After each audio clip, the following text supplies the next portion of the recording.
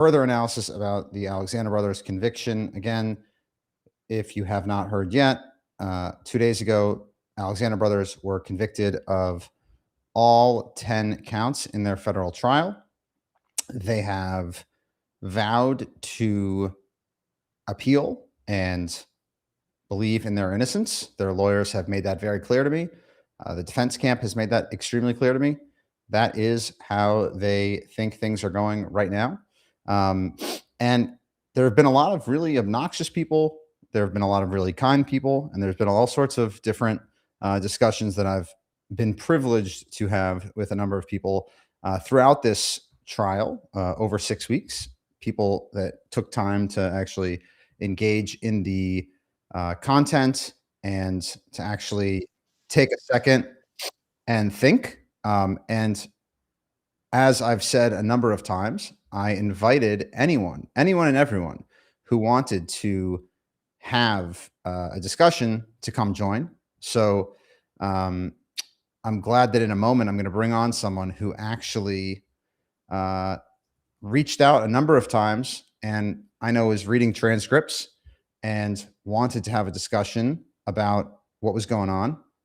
And, it's always a little dangerous when you bring on a guest and you have absolutely no idea what they're going to say. And right now, that's where I am. So without any further delay, I want to bring on Brian Tamara. He has reached out here via X and other channels as well. First, who are you? My name's Brian Tamara. I've done just a regular guy. I've done some work in the real estate world, mortgage world, done some worked in sales, typical average guy on X, married. How did you come to know about this case?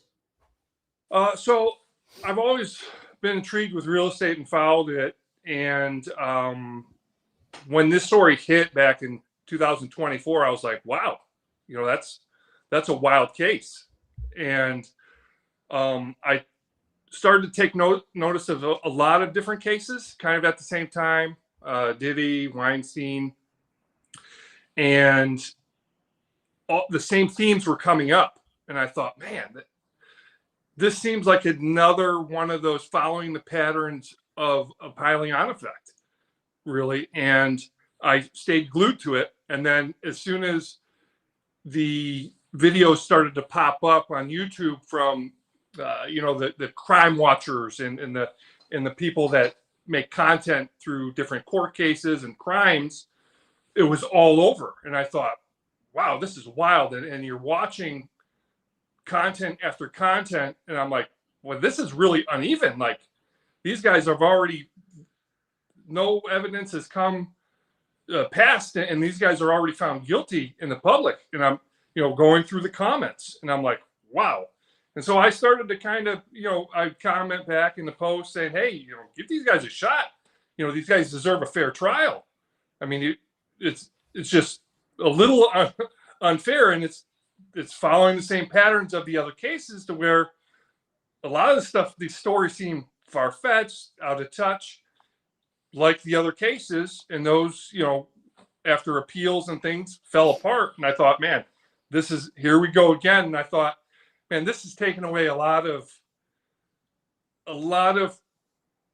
awareness for other atrocities, such as trafficking cases with immigrants and in and around our major cities and in rural areas. So I'm like, why is this getting so much attention? And then, after a while, I was like, okay, this is kind of like that class issue fight where they're the wealthy guys, and they're gonna get everything they got coming to them because that's what they deserve. And I was just kind of blown away with that. And then, a couple. So, unlike a lot of people, I know that you've been actually reading the transcripts. Yeah. So what was your, and actually, before I even let you get there, see, this is again one of these comments here. This woman, Melissa Navone, says, right, 60 women are lying. Now, I want to say to Melissa, and then I'll let you have a crack at it here, Brian, but it is not 60 women. You're talking to people that may know or may not know about individual instances. So, for example, if the FBI speaks to Malin Garrett and then speaks to her two friends that were in the room with her, that is them speaking to three women about their experience. That is not saying you have 60, or sorry, in this case, three women who are accusing them of doing whatever it is that they might have been accused of doing. Okay.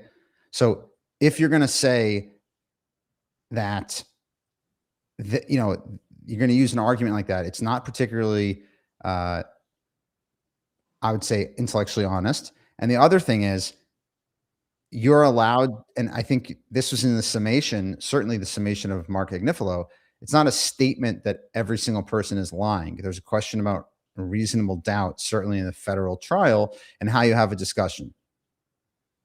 So that's my case there. And by the way, like now, so this person doubles down, says actually more. Tracy Tudor just filed against them last week. Tracy Tudor spoke out in July of 2024 to the New York Times. She mentioned Orrin Alexander by name. She did not mention the person who sources confirmed to me is allegedly Jay Parker. She woke up bloodied in his bed. She mentions simply the this alleged concoction that was given by Orrin. There's no forensics, there's no toxicology, nothing. And then why is it that the New York Times only published that first part where she alleges that she was in a bathroom with Orrin and not the part where she was bloodied in a bed by someone else? I don't understand how that is not the feature of the story. Your take, Brian. It's like anything, and you made a very valid point. Just to add on that, the federal prosecutors are going to go with their strongest cases. So if there's that many cases, they're taking the best of the best and the strongest. And they didn't take the other cases. So if all these other cases and allegations are so strong and rock solid, the federal, you're telling the federal government didn't put two or three more just to pile on. That doesn't make any sense. And like you said, a person that says, "Oh, my best friend told me 2 years afterwards when she was going through, therapy or whatnot," it is, what they put on the stand. So if you notice, if you read the transcripts, the people that were actually, many of the people that were actually there with the people were not on the stand testifying on their friend's behalf. It was the friends that were not physically even present in those spaces during the time of the incidents that were testifying. So where is the people that were physically there and were in the car with you, or it's a train ride and things like that? Where are they? Well, no, it's the friend that I told, 10 years later after watching Law and Order SVU. Okay. Listen, I found the same. I mean, again, and I've said this before, I'm genuinely shocked. This person says, in fairness, I've been in contact with Tracy. Tracy's father is a billionaire. She's very well off herself. You think she needs to come forward because why? Because she wants them held accountable. Listen, Tracy Tudor, you're welcome to come on my show. I'd be more than happy to have a discussion with you. Melissa, if you want to tell Tracy that she's here, I'd be more than happy to send her a link. She can jump on right now and have a discussion. This is not in any way attempting to say that I think someone is, and by the way, it's not 10 years later. Okay. This person says not 10 years later, friends they told at the time. It's really not, actually. You have people that, for example, you have even the Lindsay Acree case. There was stuff where she told Julia Baldwin much later. Then you have in the Isa Brooks case, who was 16, Memorial Day weekend of 2009. She claims that because she has a voicemail from a police department in 2020, that is supposed to be evidence that she was reaching out about her alleged incident. Right. I'm sorry, that's 11 years later. Why is that taken? Like that should be investigated. And then if you look at actually what happened with the Lindsay Akery case, and I've written about this extensively, I'm truly shocked. She identified someone who has airtight evidence that he was not in the country. And Julia Baldwin testified that she was expecting to meet Lindsay Akery after that Sunday because Calvin Harris was performing. So now they've locked in that it was definitively Memorial Day weekend of 2011. And Tal Alexander did not have access to the house that they stated was the place in which this occurred. So how do you reconcile that? That she also said her attacker, her second attacker, who she identified as Eric Yechezkel, is not in the country the weekend that she says happened, and Julia Baldwin testified that they were in the Hamptons, or she was in the Hamptons elsewhere, to go to a Calvin Harris concert that happened Sunday night of Memorial Day weekend 2011. How do you possibly make that make sense? Right. And this is where I kind of got a little bit frustrated with some of the defense, because there's a lot of questions that could have been asked, as far as, in my opinion, the comments made, when she was there were, we were in a car ride. We were driving and talking. Like, I would have, okay, what was the conversation about? What changed the mood? Because it was very apparent that the mood was changed once she mentioned, she had known one of the other brothers. And apparently that upset Tal or something. That's what they implied. Okay, what was being discussed in that car that kind of maybe irritated him? Okay, so and so. Okay, so I'm painting this picture. Now you're saying you're upset. You're with Hannah. You arrive to the house. And by the way, there's no evidence. There's no digital evidence that she ever communicated with Hannah. The Right. only person who communicated with Hannah allegedly on a number is Lindsay Baldwin. And Right. this Hannah person has never been served, even though she tried to serve her. Right. I'm just basing it off just her testimony and what she said. Is you could dig into that much further, as far as, okay, so you arrive to the house and there's already a slight tension. It's nothing, it's not feeling right. You immediately change, jump into a hot tub. Okay. Did you eat anything? Did you drink anything? Well, we were drinking in a hot tub. And then, now this is during what what's being described is during the day. So during the day, he decides, now's the perfect time to attack. It doesn't make any, the timelines really aren't matching to what they're saying, as far as the times are showing up, the times are arriving, and some of the times of the incidences. See, I read a lot of the real boring stuff that no one paid attention to. So I didn't, a lot of people that the sensationalists just like reading the graphic details. Some people like that stuff. I read the boring stuff, the stuff that people ignored. So I'm just going with this scenario that even the scenario that she's painting doesn't make any sense as far as the timeline. So this has happened during the day. There was no plans. There was just 4 of you in the house. Hannah just disappears, but Hannah dressed you like a doll, but also, by the way, and this is how, if you look at the civil lawsuit that Lindsay Akery made, she said that the Alexanders were known to have done these and taken videos to use it as blackmail in business. That never once was brought up in any of the trial at all. There was nothing there. And, then remember the first time she speaks to the New York Times, she says she had 2 sips, then it was nothing. And then she says, now she remembers a tripod. and nodding, and then she remembers being held down and like Silence of the Lambs, Right. pulled, and and then all of these details keep emerging. And then 3 days, the Saturday before she testifies that Tuesday, she gives an extremely graphic detail that was nowhere else in Right. her 10 or so meetings with the federal authorities. So the Right. story moved, the date moved.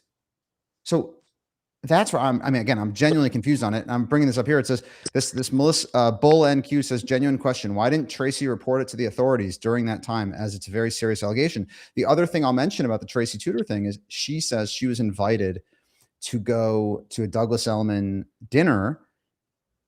She wasn't working at Douglas Elliman at the time. She started working at Douglas Elliman, I believe, the next day or in the next weeks or months. So she's claiming that Orrin Alexander and this other person, who sources indicate to me is Jay Parker. What this allegedly happens to you, and then you go and you start working at that company? I mean, again, that's a real question. That's not, and I'm not saying this in a facetious way. I'm like, that's a legitimate question. What's going on? Someone writes in also, Maya Miller said, she brought a bartender that she told her 6 years later. So for those people who are saying, oh, this was immediate outcry. No, a lot of this outcry was actually much later. Right. So, and Maya Miller is one. There's a few of them that I went through. Maya Miller is interesting. From what, and this is something the attorney should have dug into for the defense.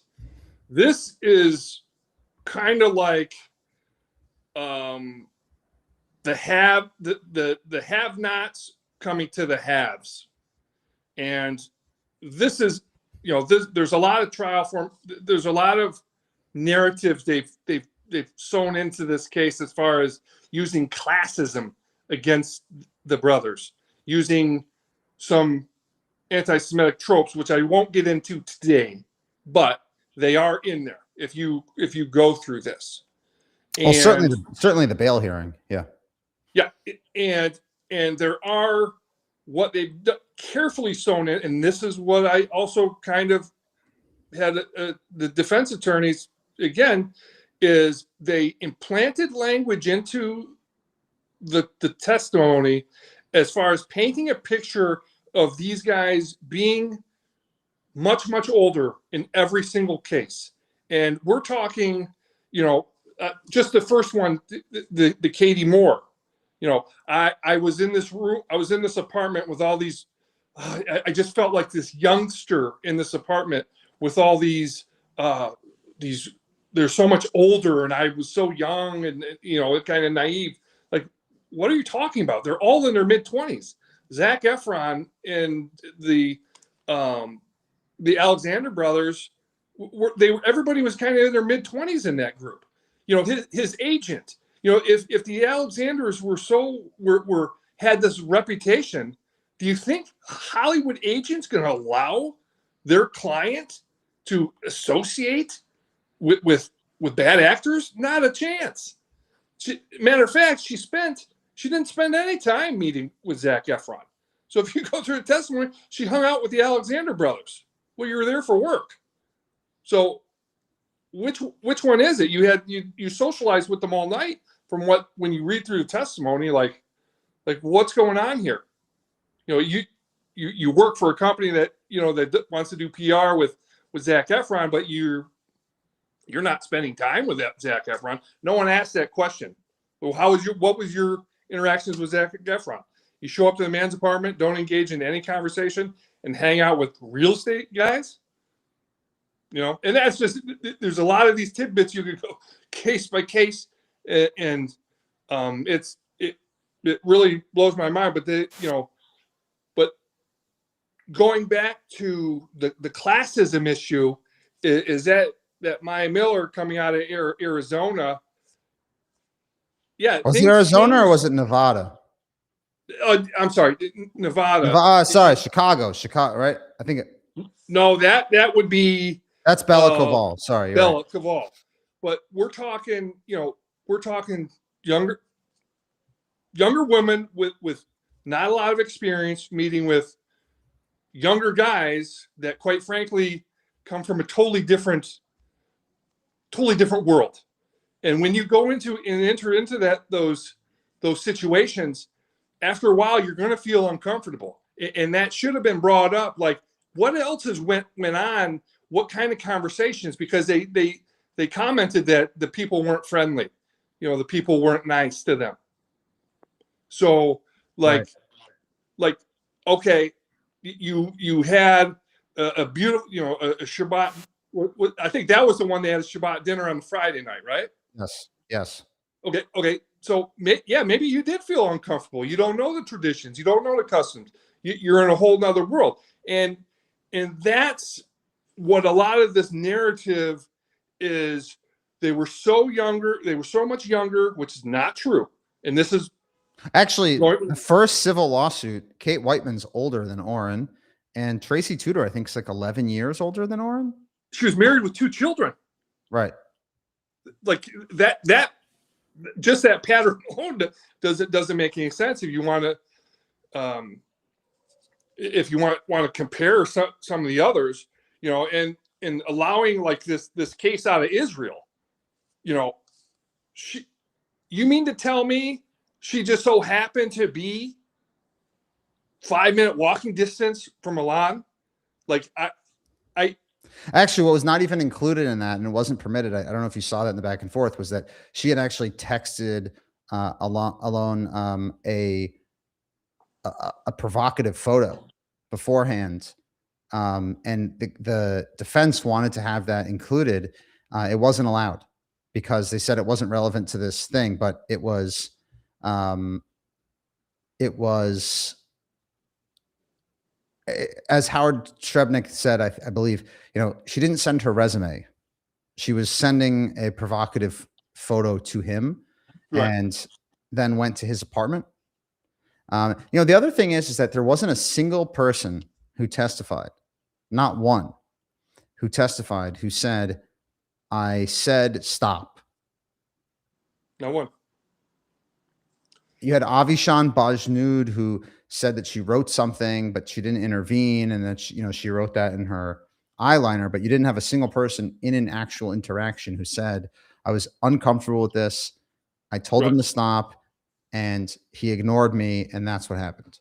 Yeah, and that in her testimony, I mean, read the room. You didn't do anything. You were with you met a new friend, and I'm not insinuating anything, and you two left to go back to New York City, right? So you really don't know what went on. They allowed her to testify, and then for what she testifies on, she's talking about, if you go through, she's talking about Orrin's girlfriend. That was Orrin's girlfriend in the green bikini. Right. Right? And Oren had two. Exactly. Yeah. And then someone says, "Under the influence, you can't fight back." Now, what was done here, which, if you're a prosecutor, this is a tremendous, this is a good argument from the prosecution, but you have to understand, they basically said there is a crazy drugging going on, and therefore any gaps in memory and any gaps in anything like this must be that they were drugged. There's no Right. toxicology, there's no actual evidence of that. When it comes to, oh, hey, like, not once was there anything that was presented that said, "We bought this drug, we drugged this person, we then went and did something Right. to them, and that's what happened." A lot of this is people alleging this after the fact, meaning, like, Malin spoke to her guidance counselor, and their guidance counselor says, "Oh, it sounds like this." Um, my Something I don't think came out really in the trial so clearly is that they had a very, very promiscuous sexual lifestyle, orgies, all sorts of kind of group stuff going on and a lot of drug use. But Right. as was actually testified at the Zac Efron apartment, they, were doing Molly voluntarily. They were handing it to someone and they did it. And again, Melissa, this is actually a good thing. You said, I thought there were text messages discussing scoring the drugs prior to events. So you had other people like Eric Yechezkel making comments about Xanax and tequila, not the Alexander brothers. And that was actually in reference Right. to them going to a gathering with couples. Then you had them buying drugs to go to Burning Man. And you had them buying drugs to go to, I believe, the booze cruise. The booze cruise, it says that one of the top 3 reasons that people don't make it onto the boat is because people are bringing drugs. So it's not my lifestyle. It might not be your lifestyle, but there are some people out there that are taking a lot of drugs together Yeah. and Yeah. participating in that.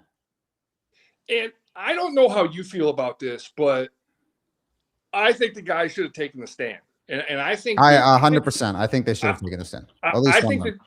I think the jury completely ignored the 2 defense witnesses, which were the chefs, which if you really paid attention, they were excellent witnesses that laid out exactly what went on. They had some great, like they explained the one chef, first chef, detailed out what they normally do, showing a clear pattern of every weekend they do it. It's not just for that special event for other people that were invited.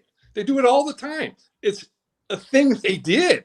Like this is of the norm. They just You mean I'll use a different analogy later. having the party? Yeah. Right. Like this comes with the territory of who you're hanging out with. This ain't something special for them. It's special for you hearing about it.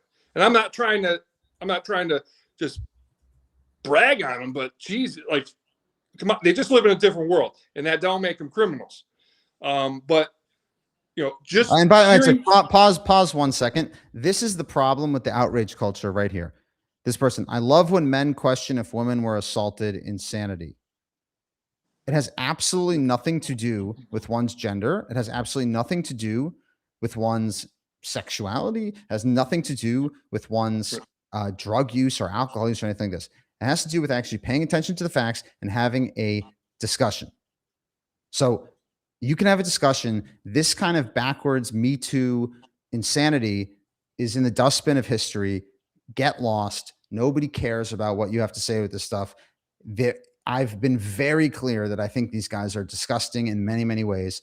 We're discussing a trial and facts in a trial, not to mention the fact that there were a number of female attorneys that did an excellent job. Shout out to Deanna Paul and Tenny Garagos did an amazing job. It's obscene, and it's actually one of the dumber comments that people can make, and it actually gets my blood boiling because it's literally just evaluating the facts of the case. I know that might be foreign for many, but the facts, yes. But you know what though?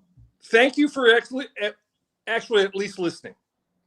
Other people are not. They've already, justice has been served, even though they've spent millions of dollars and thousands of hours on going after these guys versus what they could have been really solving, which are young women stuffed in trunks going from motel to motel. They could have concentrated on that, but instead we got we're gonna take down the bad guys. But the fight's not over. But I just wanted to say this is we both in agreement they should have taken a stand, in which they definitely should have. My thing is I believe the jury was already, they were waiting to hear from the guys. They had already made up their mind that Friday. It didn't matter what the witnesses had said on Monday, which were the chefs, the cooks for different weekends, which were fantastic. They provide a lot of context to what went on. Even the guy that got stiffed said, "Yeah, I've seen normal reaction." He had no reason, if he had no reason to say Oh yeah, they had it. He had every reason to kind of lie and say whatever, but he still testified to the truth of, hey, it was a cordial, fun, not fun for him because he didn't want to talk to them anyway.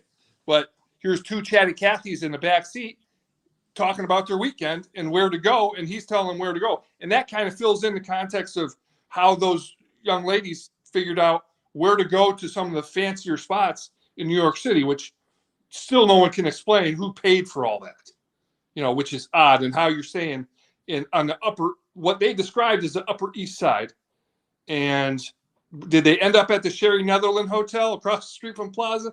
I don't know, but the dangerous part about this case is, Daniel, and this is what the audience has to understand, and especially if they have kids and young women and young guys, is this takes away, if your son or daughter is a victim and they're saying, if they're the person that harmed them is not rich, is not famous, and is it less worthy to go after and spend the energy to prosecute, or is our court system looking for the glitz and glamour of sexy cases that make headlines?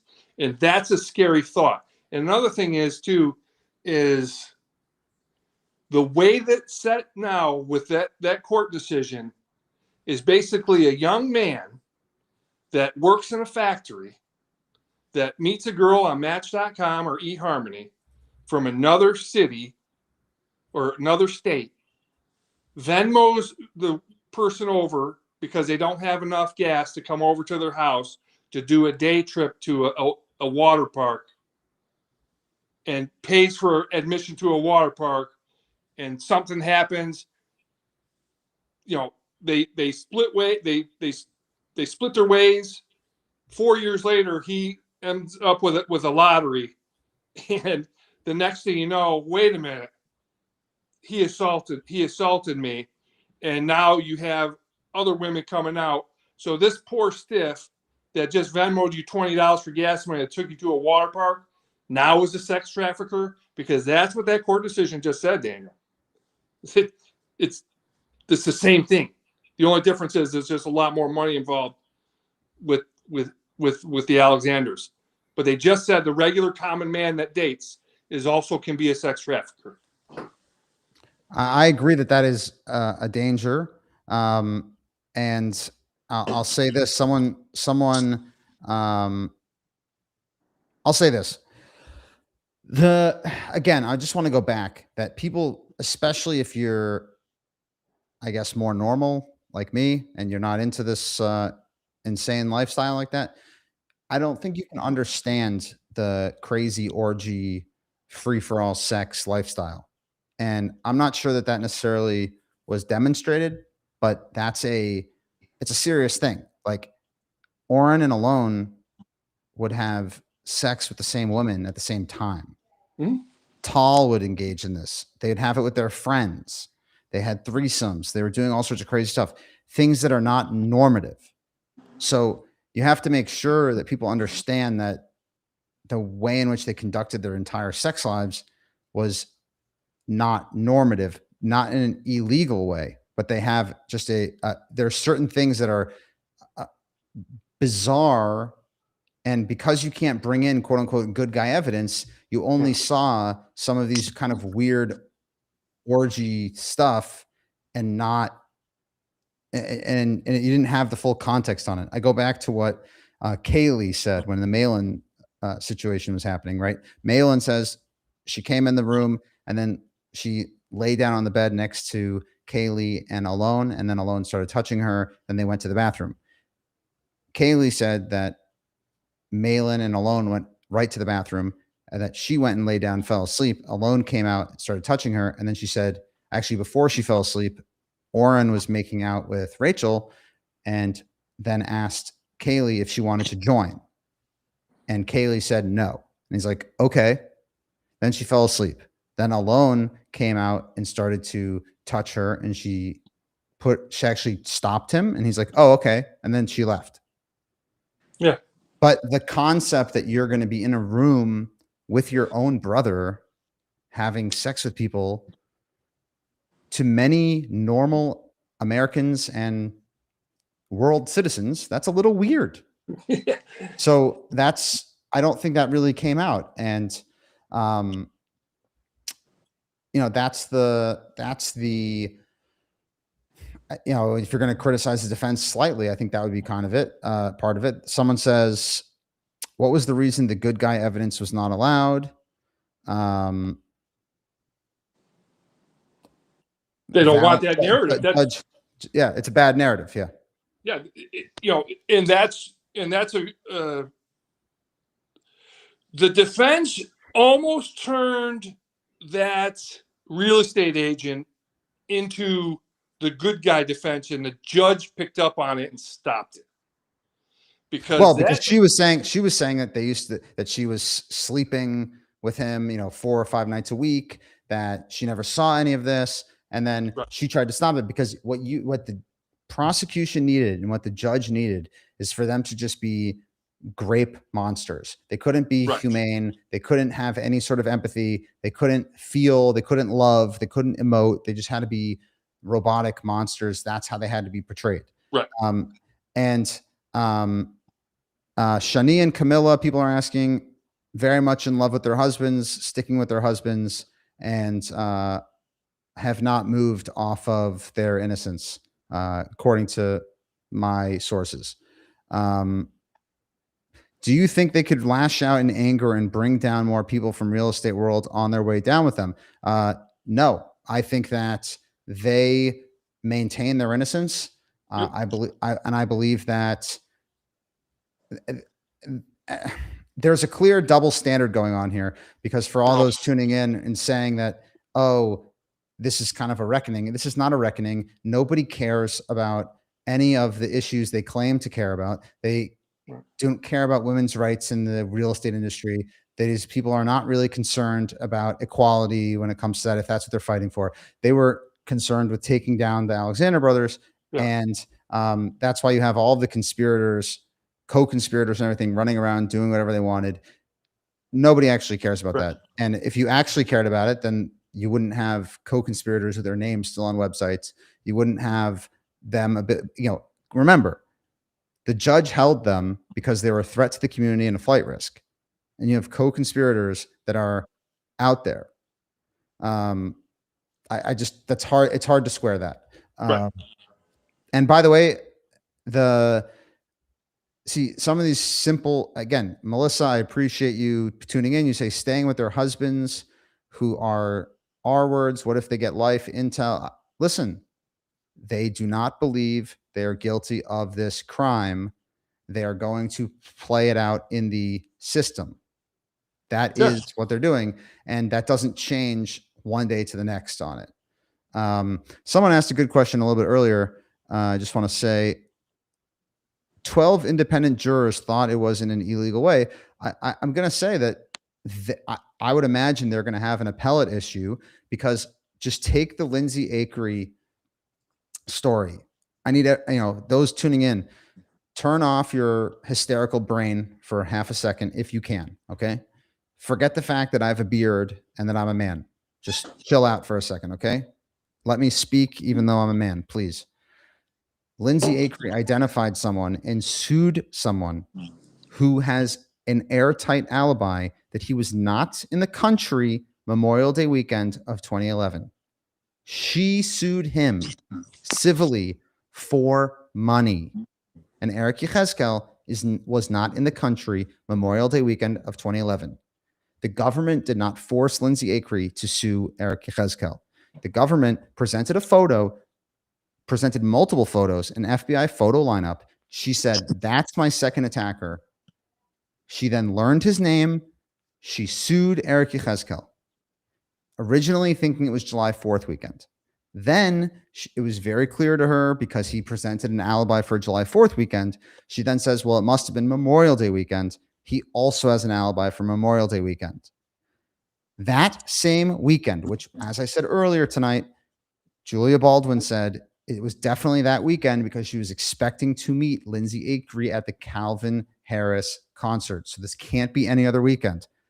Lindsay says, under penalty of perjury, that Eric Yechezkel was the second attacker, and this jury of 12 independent people said that it was beyond a reasonable doubt that even though Eric Yechezkel was not in the country, that Tal Alexander did not have access to that house. It was beyond a reasonable doubt that he was guilty of this crime. Yeah. I'm sorry, that's insane. And I appreciate, Melissa, that you're listening. I appreciate anyone who genuinely took a second to actually just listen to what I'm saying. I'm trying to just lay it out. Notice I'm focused on count 2. I'm not arguing count 1. I'm not arguing count 3, not 4, 5, 6, 7, 8, 9, 10. You can have a discussion about that.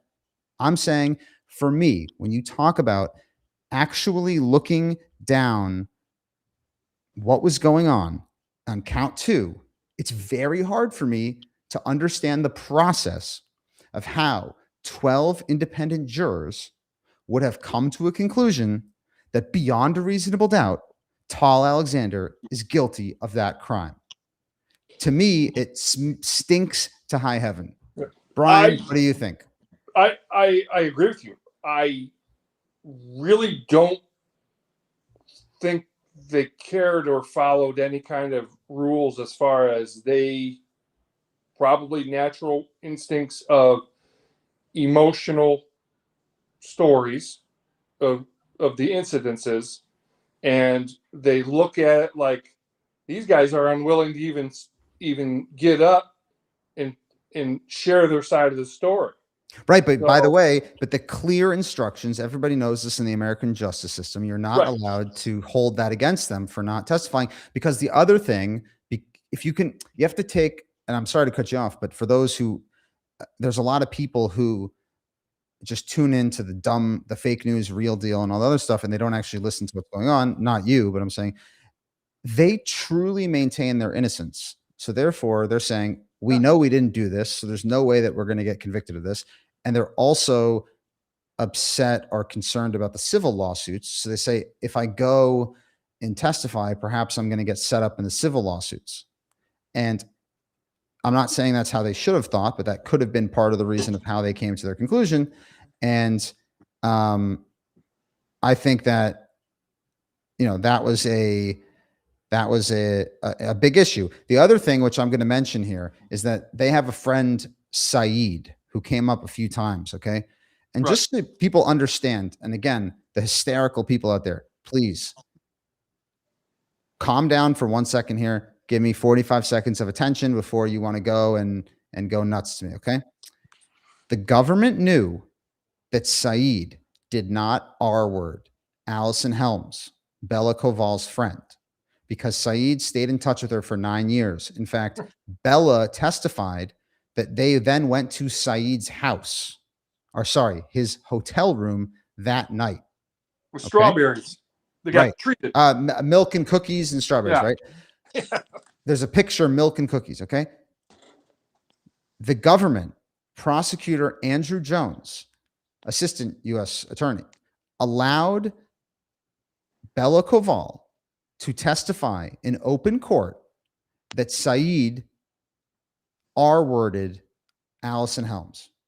So the government knew that that's not true, presumably, and they let that be said on the record in open court. So what does that say about the prosecution and the lines they're willing to cross? Right. And I want to add to that is they knew the brothers were not going to take the stand, and it was go ahead and go all out on the stand. And if you add stuff, we can all there is no consequences for lying. Let's be truthful here. So they can get on there and they can add things like, oh, 2 14-year-old girls came in. That's right. She also said that. She said that there were. Or and this is implanted language that they put in here. I don't know that person. Oh, that's Tal. Oh, that girl's Epstein. Oh, you don't know anybody else, but you know Epstein. Interesting. Interesting. That's the only other person, the young woman that was also there. Her name's Epstein. Great. So what they've done is this case was orchestrated. They implanted language in. It's like Law and Order SVU wrote these scenes out, and not to sound, but we've noted it. The testimonies evolved every time they went in to talk to the government. It changed. It was added, and then even on the stand it was added, and no one can check it, and it wasn't checked. It wasn't allowed to be checked because the only ones that really could have checked the stuff is the brothers, man, and they should have been on the stand. I'm not a lawyer. I'm not an expert. I'm just looking at, it's 2026. And the pattern with the other guys that are not taking the stand, Daniel, we see what happens, Right. and then it goes through the acquittal process, and next thing you know, oh yeah, multiple cases that didn't work out. They broke, they didn't tell the truth on this. This one's out and stuff like that. So I want to respond to Melissa here. Wasn't here a video of an underage girl completely out of it and being SA shown? Okay, I want to be very clear, because again, this is something where the media is out of control. Okay. The age of consent in New York is 17 years old. The woman, the teenager in this video, and again, I have not seen this video. What I'm told from those who are familiar with its contents. Okay. She was 17 years, 10 months. The defense objected to the authenticity of her birth certificate. The judge let it in. She's originally from Ukraine. She worked as a club promoter since the age of 15. Oren and Ido Berniker, I think on the video, they even say that they had sex with her, or at least Oren said at least twice before this video. They're taking drugs together. It's not conclusive that she's being SA'd. And what year did this happen? 2009? 2009. Oren was 21. Right. And she was 17 years, 10 months. Right. And again, remember, the prosecutor can say, oh, you know what happened when XYZ was shown on film. There's no way to actually describe what happened. We don't see it. It's not something that can be discussed, right? They're just quoting what like the other thing, right? People say, oh, the minor in Colorado. Malin Garrett, I believe the age of consent in Colorado is 17. I believe that's what it is. She was 17 years, 362 days old. Yeah, she turned 18 that Monday or something. But that Monday. So the reason I mention this is because people are trying to make this into like a 8-year-old, 7-year-olds, 10-year-olds. And it's just not. You have to understand that the prosecution and the media are playing a very specific narrative because they know that people are not going to look into it. Right. That's the truth of what's going on there. Actually, I also want to, just so people understand, I want to understand,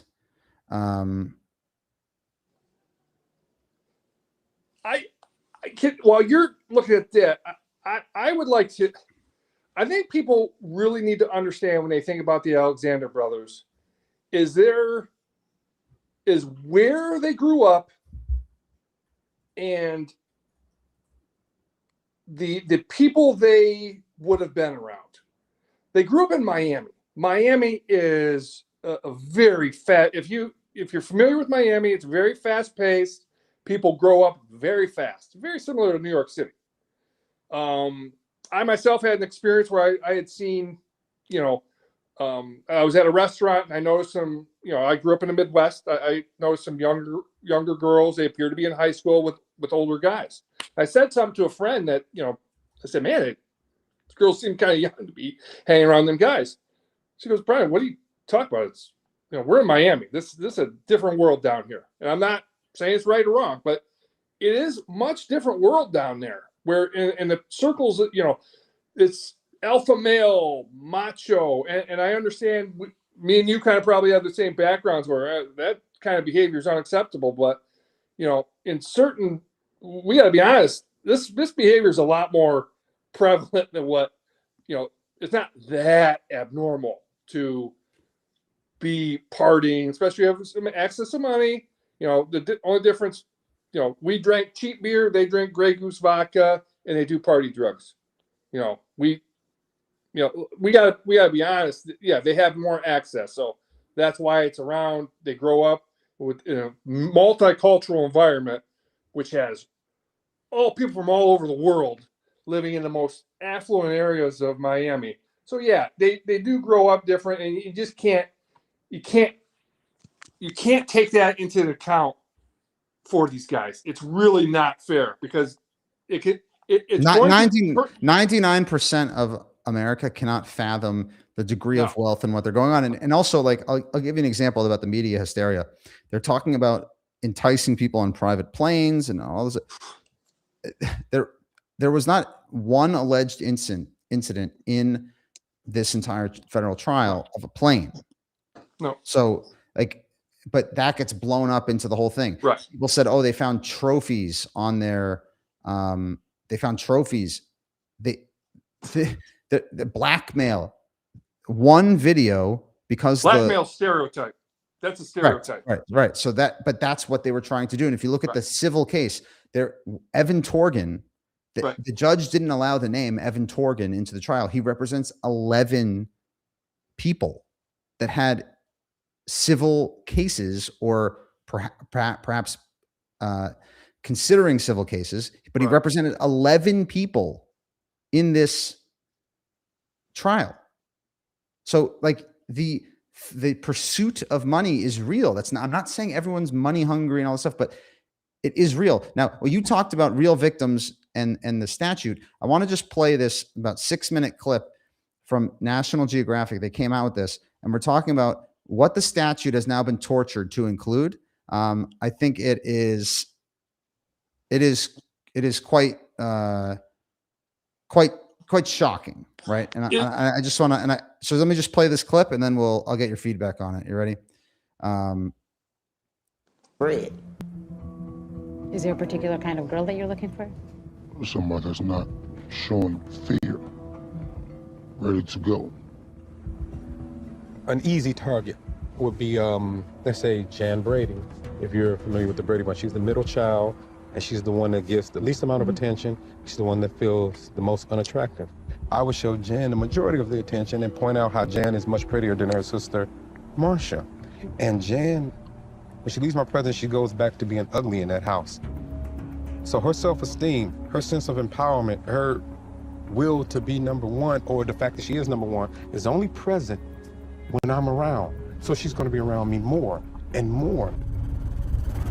I try to pin them down on the financials of their business, but they're evasive.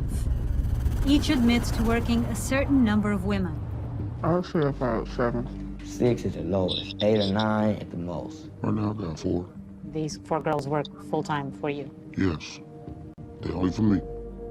And each takes a certain percentage of the earnings. Do they keep the majority, or do you guys keep the majority? Keep the majority. You guys keep the majority? Yeah. If I'm taking care of you, I have to keep the majority. Absolutely. Can you tell me what the percentage is? Is it a higher percentage for them or for you? For me.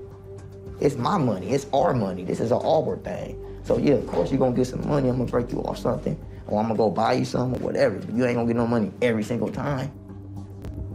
It's crazy to me. A woman sells her body, and these pimps feel entitled to the profits. And we're talking serious money here. A Justice Department study found that pimps can make between $5,000 and $30,000 a week.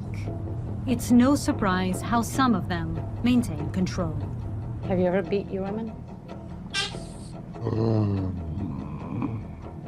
Next question. Take that as a yes, then. What leads a person to do that? What led you? My case, money was stolen.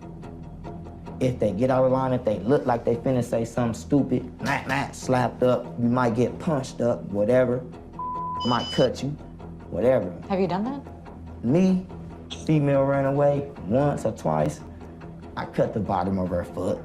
Cut the bottom of her foot. With a The knife? bottom of her foot, not with no knife. I cut the bottom of her foot with a razor. With a razor? What is you running away for? What is you doing? You got my money and all that? What you trying to do, bribe me? No, what is you doing? When I did that, that let all the bitches know. So I ain't have to do that no more. So if they want to leave, you don't let them leave? They can leave. They can leave. Because I'm not holding you. I'm not holding you at gunpoint. You're not, but you've admitted And I to. don't have you handcuffed. You say it's a choice for them, but Yes. after you just told me what you did, I'm sure they're scared to death of leaving. She can still leave. I told her. I just told her, if you leave, you gonna remember me though. Is she still with you? Yeah, she's still with me. She still works for you? To this day. You understand? It's either you gonna with me or you not. So you are. Okay. This is sex trafficking. Okay. This is sex trafficking. That is sex trafficking. Yeah, yeah, Inviting someone to the Hamptons yeah. and them having even if you want to argue that someone took advantage of someone at a party, that is not sex trafficking. I'm sorry, it's just not trafficking. And the government knows that. Yeah. I mean, and what are the resources going into actual trafficking where you have people on camera saying they cut people's legs and feet? Nothing. They got the rich guy. This is a class struggle, and that's the way they shaped this case from day one. It was. And I'll finish it with this. This case, from the start, was fed through YouTube content. Law and Crime, Surviving the Survivor, and Stephanie Harlow reported all the gossip stories of the cases that weren't even in this trial. Then they told the public, hey, it's not anti-Semitic when you're talking about these guys. What does that have to do with anything? What are you planting the seed for? You told us they educated everybody about their background. You would have never done this about a Jamaican. You would have never disclosed his parents' background, but you disclosed theirs. You disclosed it. Oh, they're Israeli. Okay, what does that have to do with anything? They have security and government contracts. Oh, so now you have a group of people that already are predispositioned not to like these guys. I'm sorry. It is what it is. And I don't come from that background, but let's call it like it is. And we can go, I want to go into more, I have to get going tonight. I don't want to hog your space, but I would love to finish this up, on multiple, there's so much to talk about, but if you're down, I would actually like to go through each count with you. We can do that Yes. over a few nights, because I do think it's interesting. And I'll say this also. You mentioned the Law and Crime and stuff like this. Morgan and Morgan, which represented some of the civil people that are suing them, actually sponsored at least one episode of Law and Crime that was talking about the Alexanders. So you have the civil attorneys actually sponsoring media coverage to talk about it. And Evan Torgan, I'll say that it's a little bit like Wizard of Oz. He's sitting there saying, okay, this witness is good here, this witness is good there. I saw him talking to the supervisor in the courtroom. He is kind of overseeing a lot of what's going on, and you're not even allowed to discuss the civil motive. Or how about the fact that the first accusers, the first two civil suits, one of them, according to sources, there's no evidence that the Alexanders had ever even met this person. And the other one was sending naked photos to to Orrin. So you're sitting there, you just started a business a year and a half prior. How in the world are you supposed to defend yourself against someone you don't know and someone who was asking you to come to their bed for 2 years, roughly. Yeah. You know, I don't know. The one thing I would like to leave the room with is I want people in the audience, especially, to think about is it's so wild that these men were such monsters. They get married, they have babies and families, they settle down, dormant, you don't hear nothing, and miraculously, boom, all this stuff comes out. It's really interesting. It's really interesting. They start their own brokerage. They left. And, that's another topic. But here's successful people that struck it out on their own. They weren't handed. And that's, we got to start debunking a lot of these narratives that they were handed everything to them. They went up there. No, they didn't. Did they go up to New York City with peanuts? No. But to make it in that environment, to do what they did, yeah, they basically came with nothing but their bags in moving into a cheap apartment, all three of them together. So a lot of this stuff is, they came from this background, everything's handed to them. Those guys worked their butts off. So it's a little disingenuous for a lot of these people to think all this business, they can't be, they would literally destroy their reputations with how much is being said if this was really going on. Do you think they would deal with some of these developers? Like, come on, let's get real. I just want to finish with that. I do got to get going. I hate to end the stream. No, listen, let's get together again. Absolutely. And by the way, your father can hand you whatever you want. Your father can make introductions. Not illegal. But at the end of the day, you do have to perform. So, right. And they did exceptionally. So I will listen, guys. I appreciate everyone tuning in. First of all, Brian, I appreciate you taking the time, and thank you for sticking on me. And it's nice to know there's at least one other person out there reading the transcripts. So if anybody would like to read the transcripts and is actually interested in reading the transcripts and then coming on and discussing with us, people do not have to agree. We can disagree. We can have a million different opinions. But if you're committed to reading the transcripts and actually understanding the case, you're more than welcome to come on the show and discuss, because it's actually a very fascinating case. More than happy to have a discussion, but the prerequisite is you actually have to read. None of this BS.